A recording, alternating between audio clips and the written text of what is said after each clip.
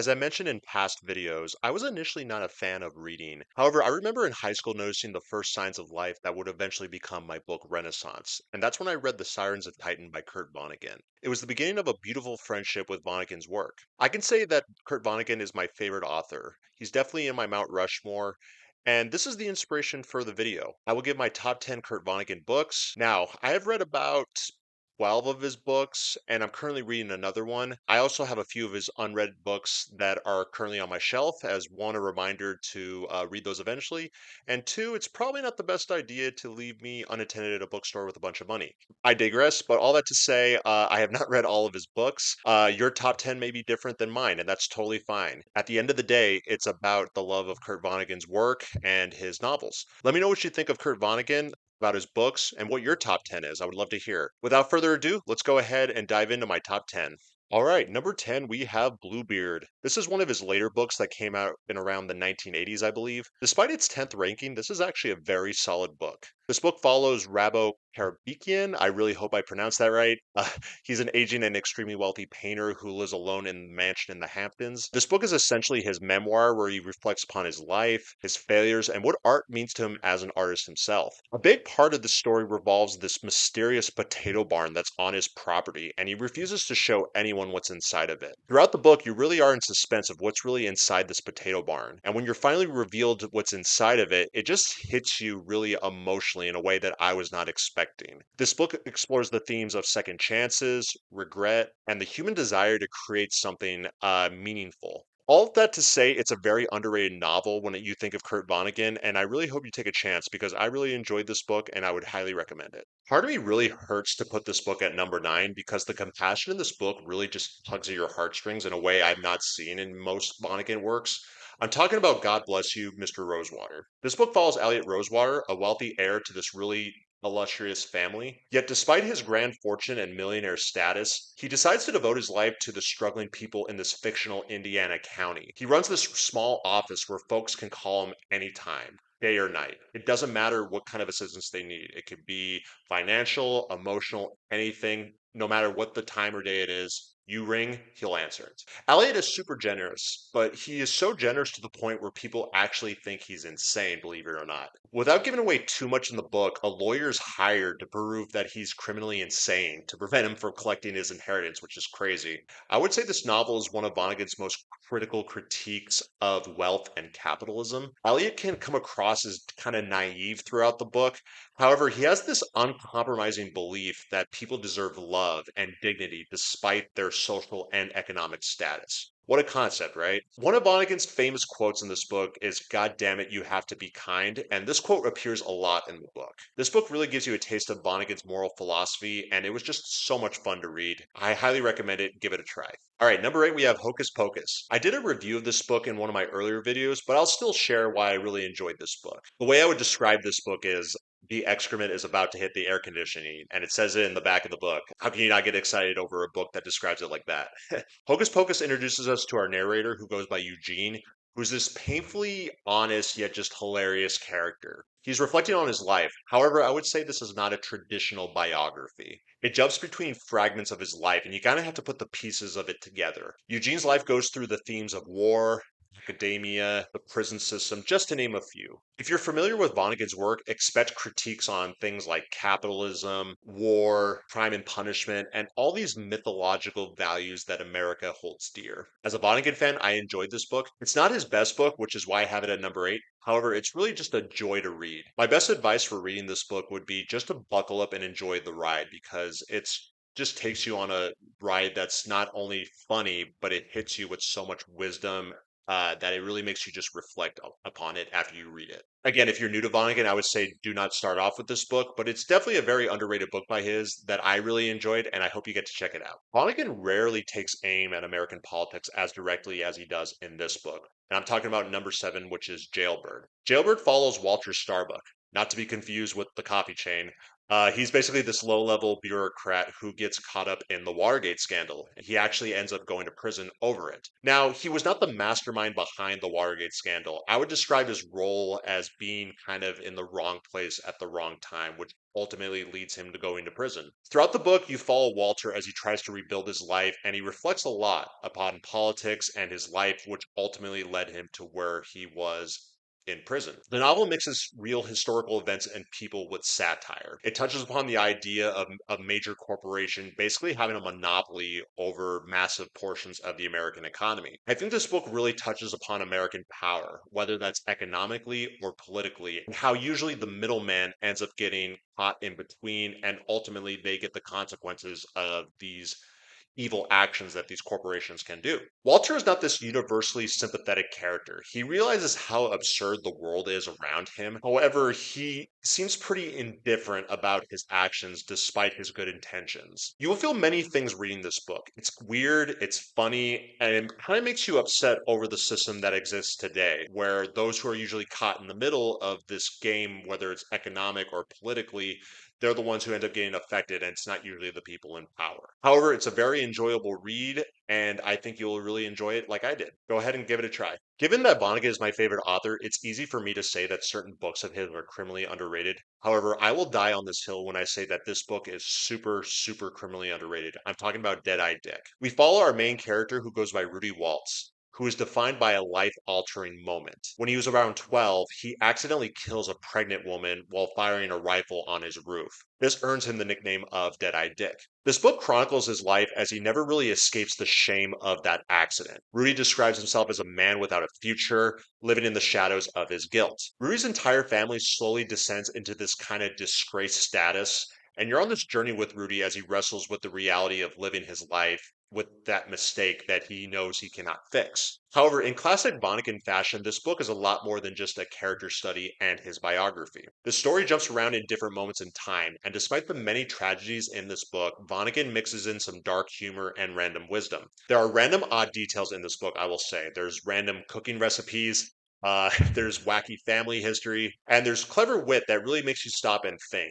It also makes you laugh while feeling awful at the same time that you just laughed at it. It's a classic Vonnegut experience. This book was published in the 1980s, and it really demonstrates the brilliant social commentary at that time when it comes to things like nuclear anxiety, gun rights, and the rise of unregulated greed. For me, this book made me think a lot about what it means to be quote unquote responsible while you notice life and the world around you is just absurd. It's a fast read compared to other Vonnegut works, but the emotional toll really packs a punch in this book. This is classic Vonnegut. It's wacky, emotionally heavy, and reflective. Do not read this book thinking it's going to be like his other well-known classics. Yet, despite the differences with his well known books, it really just does not take away from the book's brilliance. I cannot recommend this enough. Go ahead and check it out. All right, we have made it to the top five. Now, this is where I might start losing some diehard Vonnegut fans, or they might raise their eyebrows, because I know some folks who have this book in their top three when it comes to Kurt Vonnegut books. I'm talking about Breakfast of Champions. This book takes place in Midland City, Ohio, and it follows two characters. The first is Kilgore Trout, an unknown struggling science fiction writer, and the second is Dwayne Hoover, a successful car dealer and local celebrity who is slowly descending into madness. The lives become intertwined throughout the book, especially when Dwayne reads one of Kilgore's stories. He ends up misinterpreting the story, which is the reason for ultimately turning him into madness. When it comes to this book and why I think it left such a mark on me was how experimental and unorthodox the structure of the book really is. In a way, he is breaking rules and norms when it comes to writing a book. What I mean by that is he interrupts the story to break the fourth wall and talk directly to the reader about a variety of topics, especially American culture. There's also points in the book where he actually includes random drawings, and they're really just ridiculous random drawings. The drawings could be of underwear, animals, and types of holes. I'll leave it at that.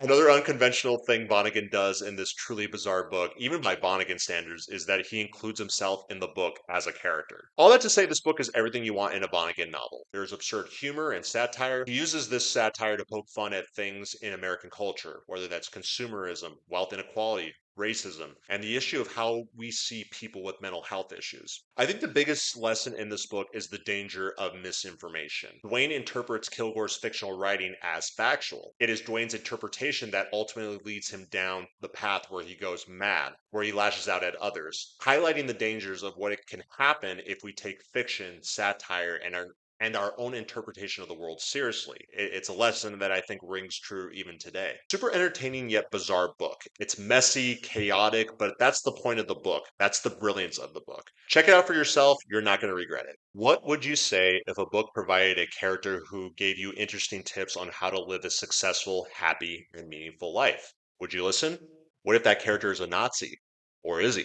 These are the questions I asked myself while reading this book, Mother Night. This book follows Howard Campbell, an American who ended up in Nazi Germany in World War II and became a famous radio propagandist for the regime. His broadcast played a significant role in spreading Nazi propaganda and ideology throughout the war. Now the war is over, and Howard is sitting in an Israeli prison cell awaiting trial for his war crimes. He is writing his memoir and reflecting upon his life that led him to prison. The last spoiler I will give for this book is there's a twist with our main character. Howard claims he's actually a spy for the Americans during the war and was passing coded messages through his propaganda to the Allies. This is the power of Mother Night because of the heavy moral questions we are forced to reflect upon when reading this book. If we pretend to be something for so long, are we still pretending? Are we responsible for what that role does to the world? This book gives us an iconic Vonnegut line that I love. It's, "We are what we pretend to be, so we must be careful what we pretend to be." This sentence defines the whole novel. You have to tackle with these dark and philosophical questions about morality, identity, and the mask that people wear when we're out in the open. Again, I don't want to spoil anything more, but there's another plot twist where Howard is trying to reunite with his wife. And when that plot twist happens, I was just speechless, like jaw on the floor, just brilliant writing. If you ever read it, you're going to be blown away. If you read this, be prepared, as this is one of his most morally complicated books. However, the payout when reading this book is so worth it. It instantly became one of my favorite books after reading it, and I'm super surprised that this is not talked about with the lights of Slaughterhouse-Five and Cat's Cradle, because I really think it's just brilliant and an underrated book by his. One of my favorite Kurt Vonnegut books. I cannot recommend it enough. Do you see the cat? Do you see the cradle? Or is it all this meaningless strings that we pretend form something? What if one scientific discovery can literally destroy the world as we know it today? All these questions are being asked in Kurt Vonnegut's masterpiece known as Cat's Cradle. This book follows a writer, our narrator, who goes by John. Sometimes he's called Jonah, and he's writing the story about the day that the atomic bomb was dropped on Japan. During his research, John becomes fascinated by one of the key scientists who helped develop the atomic bomb. His name is Felix Honecker. Felix is deceased, however, John's journey leads him to Felix's hometown, and he reaches out to the scientist's children. The characters eventually end up in this fictional island in the Caribbean called San Lorenzo, where he discovers the creation of something horrible called Ice Nine. Ice Nine is capable of freezing any liquid it touches at room temperature. So, for example, if that were to touch the ocean, the planet could literally freeze. It's a very terrifying concept. Believe it or not, the original intent of Ice Nine was because soldiers' vehicles were getting stuck in the mud during World War II. So, as a result, the scientists created this thing called Ice Nine so that way they can freeze the mud and their vehicles can pass easily. However, as we can see, Ice Nine eventually became something more deadly. In many of Vonnegut's books, he creates alter egos and fictional things and places. In Cat's Cradle, he introduces us to this religion called Bokenism. It's a religion that's based on harmless, quote unquote, harmless lies that makes one life seem more bearable. This book tackles many themes, like humanity's blind faith in science, comforting lies we tell ourselves to survive, and the absurdity of war. Cat's Cradle is this combination of being hilarious, philosophical, and straight up terrifying. It will make you think many thoughts. For me, it made me reflect upon how humanity can invent all these incredible things, but sometimes we do not seriously ask ourselves whether we should be creating these things. I think about that a lot in a lot of things that are built today and all the inventions that are around us. This is an A-plus book. I wrestled with the thought of putting this book at number 2 and number 3. And honestly, if you were to tell me this is number 1, I would have no real argument against it. That's how brilliant this book is. Read this book, but be warned. After the last page, you may think if the Cat's Cradle we see in this world today, is it really there? Or is it all just a bunch of meaningless, absurd strings? Again, only one way to find out. Read this book. Who would have thought a book about time travel, Martian armies, and traveling across the solar system could have one really stew over the thought of what is the meaning of life. Well, Vonnegut somehow makes it all work again, and I'm talking about Sirens of Titan. This book follows Malachi Constant, the richest man on Earth. He meets a man called Winston Niles Rumford, who becomes unstuck in time. What I mean by unstuck in time is essentially Winston now exists simultaneously across the galaxy, and he has the ability to see the past, present, and future all at once. Winston informs Malachi that he's destined to go on this intergalactic journey that will take him from Earth to Mars to Mercury, and his final stop would be on Titan, which is one of Saturn's moons. Without spoiling the plot too much, a lot happens on this journey that is just bizarre yet equally powerful. This is not your traditional science fiction book. The story evolves into something a lot more heavy, and it tackles some heavy, intense issues out there. It tackles religion, free will, and the belief that humans have that life has meaning. In the book, Vonnegut pulls no punches when addressing things like war, religion, and the belief that some humans have that we're the center of the universe, that the world evolves around us. This book makes us face a really uncomfortable question and thought. What if life has no meaning? And the universe doesn't give a you know what about us. I know in the beginning of this video that I shared on how reading this book in high school really just changed my life for the better when it came to reading books. But I remember thinking I was not really going to like this book initially. And that's mainly because I'm not really a big science fiction fan. I was so glad to be proven wrong because I owe so much to this book. The ending is so beautiful, and fitting too, that I remember just staring at the ceiling in just disbelief over the masterpiece that this book is and the journey it took me on. It is strange, hilarious, and yet has this moving reminder that even if the universe may not care about us or provide any clear meaning, things like kindness, trying our best, and being a good person still matters. Maybe instead of searching for that meaning, our job as humans is to simply try and be decent to one another. After reading this book, I know it made me not look at life and the universe the same way. It was a powerful thought as a teenager when I first read it, and it had just a similar powerful effect when I reread this as an adult. I hope you take the plunge and read this book because your world will be rocked by reading this book. Such a beautiful book, one of my favorite books of all time. You're not going to regret going on this journey. Check it out. So it goes. Before reading this book, I did not think three words could hit me so hard emotionally and have the power to hold a masterpiece of a book altogether. A phrase so simple yet brings nothing but absolute devastation and absurdity. Welcome to the world of my favorite Vonnegut book and perhaps my favorite book of all time, Slaughterhouse-Five. For those of you who do not know, Vonnegut was actually a World War II veteran who ended up a prisoner of war in Dresden, Germany, where the city ultimately got destroyed by Allied bombing. Vonnegut and his fellow prisoners were held captive in an old slaughterhouse during this bombing, which is the inspiration for the title. On one hand, Slaughterhouse-Five is a war book, but on the other, it's not a traditional war book. There is no flashy heroic deeds, there's no glory, and there's really no clean structure. This is part Vonnegut's biography from his experience as a soldier, part science fiction, whose main character mirrors Vonnegut's war experience. The novel follows Billy Pilgrim, a World War II veteran who becomes unstuck in time. Essentially, Billy experiences moments from his life out of order, from his time as a prisoner of war during World War II to his ordinary life after the war, and even when he encounters aliens. If that sounds absurd, that's because it is. War is absurd. What war does to humanity and how absurd it is to make sense of the mass death that war brings. The center of this book is the bombing of Dresden. Vonnegut's original intent of this book was to recall his experiences as a POW in World War II, but he had trouble putting his entire experience together given all the awful things he encountered. The only way he was able to somewhat explain this experience was through this unconventional style of a book that can make you laugh for a moment and immediately feel terrible for laughing at it. It's a classic Vonnegut experience. This is the power of the book.